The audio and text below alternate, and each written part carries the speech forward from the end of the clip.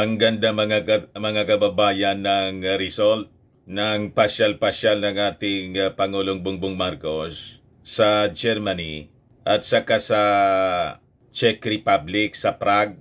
Bagitan niya Mr. Maravillas. Di ba? On the first day pa lang po ng kanyang official visit sa Germany, nakasecure agad yung ating Pangulong Bongbong Marcos ng worth 4 billion US dollars na investment deals or equivalent sa 220 billion pesos na investment para po dito sa ating bansa. Ito pa mga kababayan, yung mga additional. Yung Lufthansa po ay magtatayo po ng 8 billion pesos na airport hangar po sa Clark. Kayaan niya Mr. Maravillas, nagngingit-ngit si Maudix. Inggit na inggit yung mga Duterte mga kababayan. Hindi niya kasi ito nagawa. Wala siyang ganyan mga kababayan. Yung lahat ng panahon niya, naubos sa tukang-tukang. EJK. Wala siyang ganito na naiuwi. Inaaway niya yung mga leaders ng mundo other than si Xi Jinping. Si Xi Jinping, mga kababayan, na may masamang intensyon sa ating bansa, sa ating territory, yun ang barkada niya. Yung mga leaders ng mundo, pati nga yung Santo Papa, pinagmumura. Inaaway, mga kababayan. Paano tayong mabiyayaan dito sa ating bansa? Yun ang diferensya po. Kaya po, iwas tayo sa mga leaders pong palaway at laging nagtatantrums. Wala tayo Wala tayong mapapalang mabuti mga kababayan sa ganyang uri ng mga leader. Ito pa, nandun na siya sa Czech Republic. Sabi dito sa balita ng Manila Times, Philippines, Czech Republic, Inc. Joint Communique on OFW Protection. Ganyan, mga kababayan, yung ating Pangulong Bongbong Marcos. Lahat lang kabutihan ng ating mga mamamayang Filipino at ng ekonomiya ng bansa at ng national security ng Pilipinas ang lahat ng nasa isipan niya. Hindi tulad ng iba dyan, ang iniisip po, lusobin yung palasyo. Gusto ng lusobin yung Palasyo Malacanang. Hindi makapag-intay, mga kababayan, ng 2028. Gusto nang i-take over. Pero despite ng mga masasamang salita, mga kababayan, na binibitawan ng dating Pangulong Digong laban sa ating Pangulong Bongbong Marcos na napakabait, nagpaabot pa rin siya ng magandang mensahe. May birthday greetings pa po. May pa-birthday greetings pa po. Yung ating Pangulo kay Finta King. Ayan po, tinanong ng media, mga kasama niyang reporters po, doon sa Prague. Mamaya iparinig ko sa inyo kung anong sinasabi niya rito po. But before ko mga kababayan ibigay sa inyo yung full story ng mga balitang yan, click subscribe muna dito sa ating YouTube channel and hit the notification bell para lagi po kayong updated sa mga kaganapan dito sa ating bansa. Like and share na rin po ninyo ng ating video. At huwag na rin po ninyo na skip yung ating mga commercial ads para tuloy-tuloy lang ang pag-unlad ng bagong Pilipinas. Sa mga naghanap po ng malinis and spacious fitness gym, punta lang po kayo sa aming Colossal Fitness Gym. We also offer Grab Car Rental with our brand new 2023 model ng Toyota Innova. We also accept booking for those who are planning to travel via PAL, Cebu Pacific, and other airline companies, local and international, and bills payment for Meralco bills, Aleco bills dito sa Albay, PLDT, etc. Kahit saan po kayo gusto na mag-travel, pwede na kayo magpa-online booking, bumili ng plane tickets dito po sa amin. Pati sa hotel po, nagbo-booking po kami. May Paymaya po kami, may bayad center na rin dito sa aming office. Ang Colossal Fitness Gym is located at 3rd floor, Security Bank Building, Landco Business Park, Legazpi City, Albay. For inquiries, look for Gilon Maravillas. Contact number 0966-802-0949. Yan yung aming Innova. Lagi na pumatao sa amin. Na-set up na rin yung aming mga bagong gym equipments. May treadmill na rin po kami. Ito naman po yung bago naming product, iGlow Serum. Pakinggan natin po. Ito naman po yung bago naming product na binibenta online. iGlow Serum, whitening po siya. Tingnan ninyo yung epekto sa aking anak na architect before and now. Yung mga inquiries po ninyo, dumiretso na lang kayo sa kanyang Facebook account, Riz Maravillas. Ito naman po, mga kababayan, Firmax Firming and Lifting Cream. Pinapahid po sa mga pulses in affected area. Mainam po sa paninigas na mga kaso-kasuan at mga pains. Ito, Automax Radiant Serum. Sa mukha naman po yung application. Anti-aging po siya. You will look 10 years younger than your age. Sa mga cancer patients naman po, try nyo po itong Ningxia Red Mix Fruit Drink. Hindi man po siya gamot, food supplement siya. Kaya lang gawa siya mga kababayan sa goji berry. Yung goji berry may anti-cancer properties. Ngayon, yung mga inquiries ninyo, dumiretso na lang kayo sa aming messenger sa Facebook para masagot namin agad. Ayos pa? Ayos na ayos anya Mr. Maravillas. So, unahin muna natin itong mensahe, pa-birthday message ni President Bongbong Marcos kay Finta King. Kita ninyo yung kabutiang loob ng ating Pangulo. Kahit ayaw po tantanan ng dating Pangulong Digong, sinisiraan almost on a daily basis mga kababayan ng kanyang mga minions. At kahit si Inday Sara mga kababayan, pumunta doon sa rally po sa Liwasang Bonifacio na nananawagan sa re-resign ng ating Pangulong Bongbong Marcos. Hindi pa po tinatanggal ni PBBM si Inday. You see? Sabi nga ng mga netizens, bakit niya hindi pa sinisibak ng ating Pangulong Bongbong Marcos? Si Inday, sekretary ng DepEd, kinaladkad pa po yung kanyang departamento. Mismong sa message niya, nakikiisa siya daw doon sa mga nagrarally defending Pacquiao na may mga kasong sexual abuse sa Amerika. At pati dito, under investigation ng Senado. In fact, mga kababayan, hanggang ngayon na lang ang plaso sa kanya ng Senado to appear sa investigasyon po ng Senate Committee on Women. Pag hindi po, tutugisin na siya po ng ating mga authorities, ng mga pulis. So other than sexual abuse, may kaso pang human trafficking. You just imagine mga kababayan, yun ang dinidefend ni Inday, sekretary ng DepEd, kinaladkad pa yung kanyang departamento. So ano na lang ang iisipin ng ating mga mag-aaral? O diba? Pero napakabait ng ating Pangulong Bongbong Marcos. Kahit sabi nga ng mga netizens, tinatraidor na siya.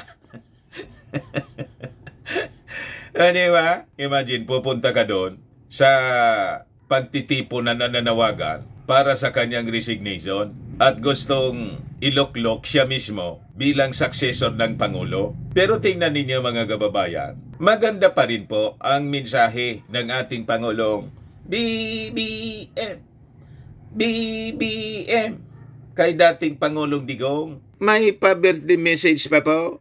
Pakinggan po ninyo ito na pinablish ng Philippine Star. Magbe-birthday po si President Duterte sa March 28. Meron po ba kayong birthday wish or message for your predecessor, sir? Well, yes. We will, of course, wish him a happy birthday and many happy returns. At talaga namang, that is, tayong mga Pilipino, ginagalang natin yung mga very important occasions na ganyan. Like I told you before, that is, although there is an official greeting from the office of the president, there will also be a greeting that personal ko namang kilala si PRRD. So, yeah, like I've told you many times before, hindi ako na member personal. Para sa akin, hindi naman madali, pero nahihiwalay ko yung trabaho at saka yung personal. So, I don't see a problem there. Ganon ka-professional, mga kababayan, yung ating Pangulong Bongbong Marcos. Pinag-iwalay niya yung personal at yung trabaho. At very statesman siya po. Hindi siya pikon. Kita ninyo kung ano ang pagkakaiba ng pagkatao ng ating Pangulong Bongbong Marcos doon kay Finta King. Na pag nakabatak siguro, minsan bumabait. Pero pag nakabatak siguro ng, alam nyo na, talaga pong tinutubuan ng matindi po ang mga lumalabas sa kanyang bibig. Parang dragon, mga kababayan. Paano naman na niya, Mr. Maravillas, hindi parang dragon? Ang barkada niyang bansa, ang simbolo dragon, China. Ang spiritual advisor, si Pacquiao. Anong asahan mo niya sa magiging resulta ng pagkatao? Di ba niya, Mr. Maravillas, may kasabihan, tell me who your friends are and I will tell you who you are. Di ba? At doon nga po, mga kababayan, sa Liwasang Bonifacio Prayer Rally, may pagbabanta galing po sa dating Pangulong Mau Diggs. Ayan po, yung sinabi niya, this is a veiled threat, mga kababayan.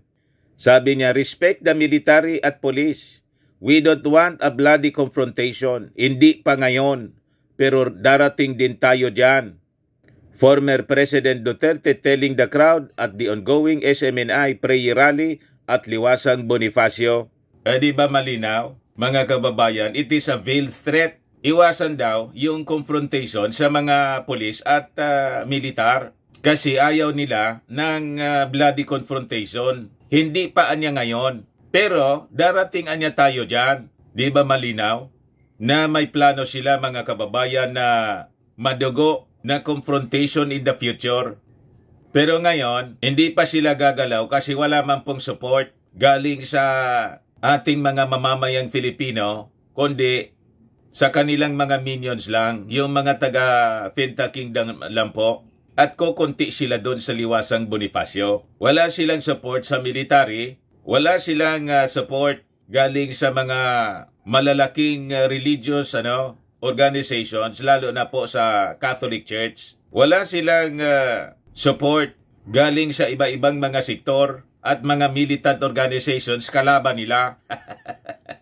Di ba? Wala silang support galing sa academe. Sino man magsusupport sa ganong ugali ng mga tao? Kaya hindi man po sila gumagalaw pa. Pero ang objective malinaw po, maglunsad ng another people power. People power. Asa pa kayo na magkakaroon kayo ng suporta galing sa mga mamamayang Filipino? Kaya butata sila, mga kababayan. Nag-attempt sana sila noong isang araw nang pumunta si Inday sa prayer rally. Kaya lang bigo sila. May panawagan siya, si Inday doon. Nandito ako para manawagan sa lahat na ipagdasal natin ang ating bansa. Magdasal tayo ng katotohanan, ng hustisya para sa lahat, pantay-pantay. Pagtrato ng gobyerno sa lahat ng tao. Gusto nila ng pantay na pagtrato kay Pacquiao. Yung ginagawa nila, hindi pantay na pagtrato. Kasi nga po, mas pinapaboran nila yung alleged abuser kaysa sa mga biktima. What? Kaya sabi nga po ni Risa Ontiveros, nagtatakaan niya ako kung bakit dinidipinsahan ng mga Duterte si Apollo Kibuloy. Imbes na ang sakluluwan po yung mga alleged victims, sinasakluluwan po yung alleged abuser po. Pakinggan natin itong statement ni Risa Ontiveros, mga kababayan. Kahit pa yung pag-appear doon ni Duterte at ni VP Duterte, lalong magtataka ang tao siguro. Ako nagtataka, bakit nag-effort pa silang dalawa na dumepensa sa isang tao na akusado sa mga napakasiseryoso at mabibigat na offenses laban sa mga pinaka-vulnerable sa ating lipunan. Mga batang pinilit ni Kibuloy maglimos, mga OFW na kinuha sa kanila yung remittances nila, hindi na umabot sa mga pamilya, nawalan pa ng bahay, ang katulad ni Miss Renita dahil di na mabayaran ang mortgage. Yung mga babae na paulit-ulit na ginagahasa alang-alang sa appointed son of God. Sana yung effort nilang dalawa binuhos na lang sa wakas pagdepensa sa ating mga mangingisda at mga kasundaluhan natin at Coast Guard laban sa pangbubuli sa China. So walang redirect or walang pigil sa patuloy na pagsingil ng accountability kay Kibuloy, kahit yung pagsalita nilang dalawa. At tuloy, dahil nandun si Duterte, di lalong maalala ng mga tao, yung bagong administrator ng mga pagmamay-ari ni Kibuloy. So lalong naging mas klaro pa na intertwined talaga ang fortunes nilang dalawa. Kasi kung ikaw, may pagmamay-ari ka, mag-appoint ka ng administrator, ibig sabihin, hindi mo na kayang i-administer ng sarili mo. And syempre, hindi mo ipapasa kamay sa kahit sino na lang. Somebody na may alam at may malasakit din sa mga pagmamay-ari mo. So, malinaw po, mga kababayan. Yun ang sabi doon sa press con sa publish, mga kababayan ng Philippine Star ni Risa Ontiveros. Lumalabas niya doon na intertwined yung yaman ni Pacquiao at saka ni Maudi X.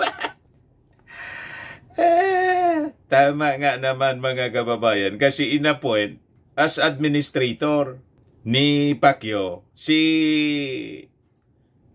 Digong. Laloan niya, Mr. Maravillas, nagduda yung mga mamamayang Filipino.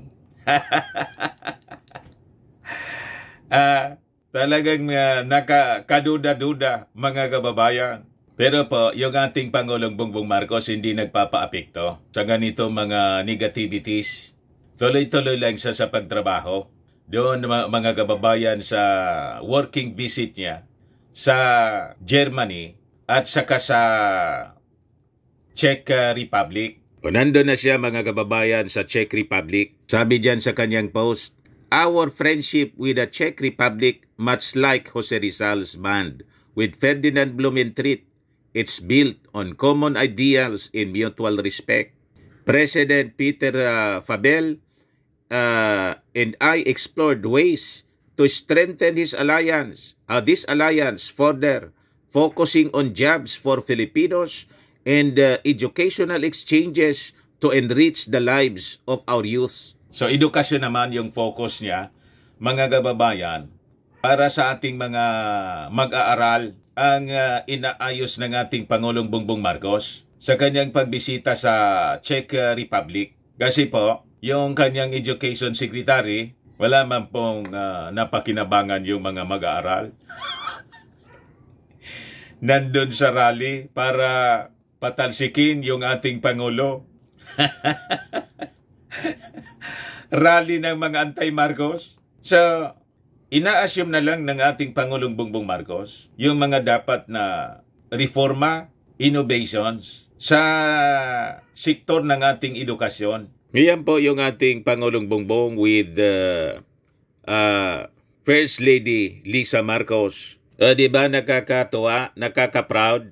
Sige lang po ang trabaho ng ating Pangulo. Katabi si Martin Romualdez. Di ba? Ayan po. Sabi dito sa Manila Bulletin, President Ferdinand Marcos Jr. and Czech Republic President Peter Fabel witnessed the signing of an employment agreement on labor on Thursday, March 14. Sige lang po ang trabaho niya para mapaganda ang buhay ng mga kababayan nating Filipinos. Patsal-patsal daw, sabi ni Digo. Sige lang daw ang pasarap sa buhay. Gusto niyang sumarap ang buhay ng mga Filipino. Hindi ito para sa kanyang sarili kasi dati nang masarap ang buhay ng Pangulo. Di ba? Mayaman sila, pwede silang magpasyal-pasyal kahit saan nila gusto at sa personal na gastos. Mayaman sila. Pero bakit ito ginagawa pa ng ating Pangulong Bongbong Marcos at ng First Lady? Gusto niya gumanda rin yung buhay ng mga mamamayang Filipino, hindi lang yung sila. Di ba? Si Inday, ano yung ginagawa po? Ito si Inday, nasa rally ng mga grupong gustong patalsikin yung ating Pangulong Bongbong Marcos. Oh. At ang pinag-uusapan doon, mga kababayan, ito sabi dito, Duterte tandem possible in 2028 elections. Now is the chance that a father and daughter hold power and become president and vice president, sabi po ni Sal Panelo. Ito yan ang kinakampanya na nila. Kaaga-aga mga kababayan, 4 years pa ang 2028 elections. Yun na yung kinakampanya ni Panelo doon sa Liwasang Bonifacio. Lahat pang sarili, mga kababayan. Habang yung ating Pangulong Bongbong Marcos at si Martin Romualdez, kandakuba na sa pagtatrabaho mga kababayan para maiangat ang pamumuhay ng ating mga mamamayang Filipino at mapalakas ang ating external defense. Hindi tayo basta lamunin ng kanilang barkadang si Xi Jinping. Di ba? So, balikan natin mga kababayan yung mga magagandang ginagawa ng ating Pangulong Bongbong Marcos. Sa kanyang pasyal-pasyal, sabi ng dating Pangulong Digong, sa ibang bansa, ito po yung result, Lufthansa to build 8 billion Clark Airport hangar. Yan po, Lufthansa Technic Philippines, LTP has conveyed its plans to construct a second hangar at the Clark International Airport, valued at 8 billion pesos or 150 million US dollars to enhance its aircraft maintenance, repair, and overhaul operations in potential partnership with Maharlika Investment Corporation or MIC. Pinagtatawanan nila yung Maharlika Investment Fund. Ito na po, slowly but surely, tinatrabaho ng ating Pangulong Bongbong Marcos. At yung kanyang pagsasakripisyo, kanyang pagpapagal, may resulta na po. Ito, 8 billion, 150 million US dollars na Clark Airport hangar. So sabi dyan, based on the statement released by the Department of Trade and Industry, it stated that LTP is also mulling a potential partnership with MIC o Maharlika Investment Corporation for the planned Clark Airport hangar project. Initial discussions are already underway with Maharlika Funds President and CEO Rafael Consing Jr. The investment was discussed during a meeting with the Philippine delegation in Germany led by President Ferdinand R. Marcos, LTP President Chief Executive Officer Elmar Latter, and DTI Secretary Alfredo E. Pascual.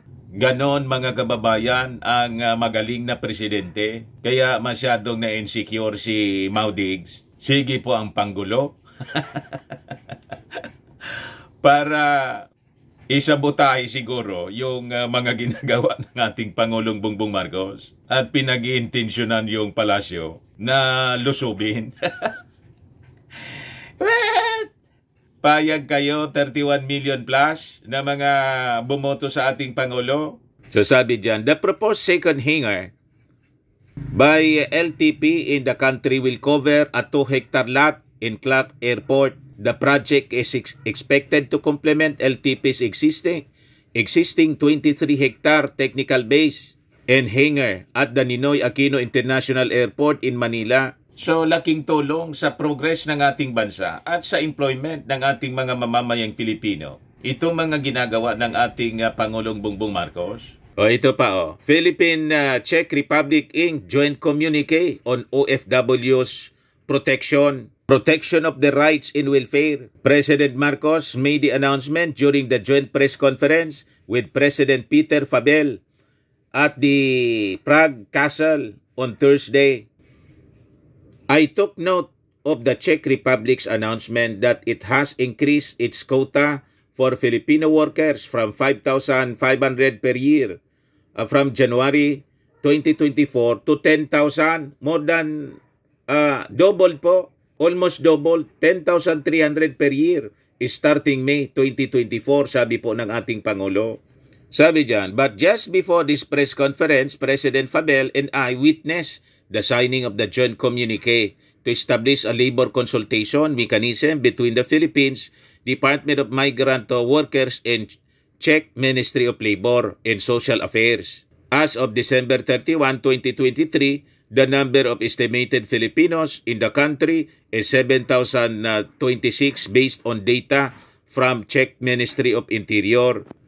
They are in the processing industry, automotive, repairs of appliances, manufacturing, information technology, communications, real estate, health, wellness, and household service work.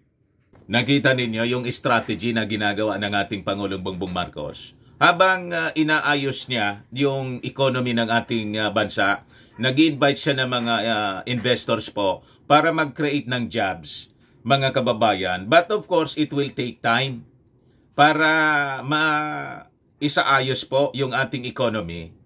At this time, sinasabayan niyang pakikipag-usap sa mga leaders ng mundo, ng mga bansa, na habang dinedevelop yung ating economy, yung ating mga walang trabaho na mga kababayang Filipino ay tinutulungan niya na magkaroon ng trabaho sa ibang bansa tulad ng Czech Republic. So, na-double po yung allocation para sa atin. From 5,500 per year to 10,300. So, laking tulong po sa ating mga kababayang walang trabaho.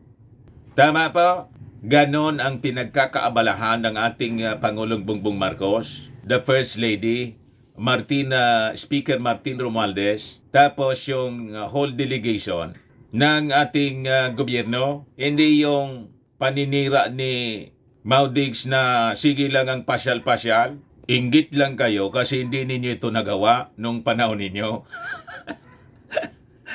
Tokang EJK lang yung focus ninyo. Ayan tuloy. Nasadla kayo sa mga problema. Pagkatapos ituturo ninyo yung ating Pangulong Bongbong Marcos. Kaya nung nasa Germany yung ating Pangulong Bongbong Marcos, sabi dito, President Ferdinand Marcos Jr. highlighted the significant changes that the Philippine government has introduced in the campaign against illegal drugs under his administration. Sabi ng ating Pangulong Bongbong, no repeat niya of bloody drug war. Yan ang sabi niya.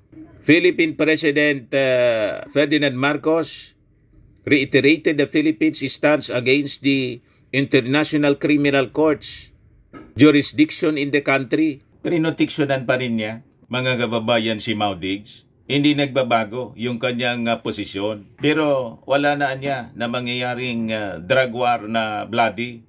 Tulad ng nangyari noon. In a meeting with the German Chancellor Olaf Scholz, Marcos explains the rationale for his decision after the former asked about the drug situation in the Philippines. Sabi ng ating Pangulo, we have actually completely changed the concept of anti-drug campaign.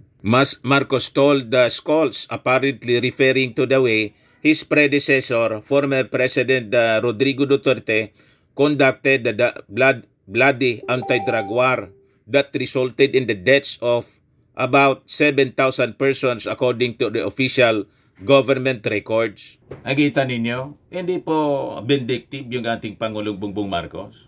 Kung iba-ibang politiko, iba-ibang Pangulo po, siniraan yung past administration. May narinig kayong ganon sa mga official visits ng ating Pangulong Bongbong? Hindi siya tulad ni Linlen.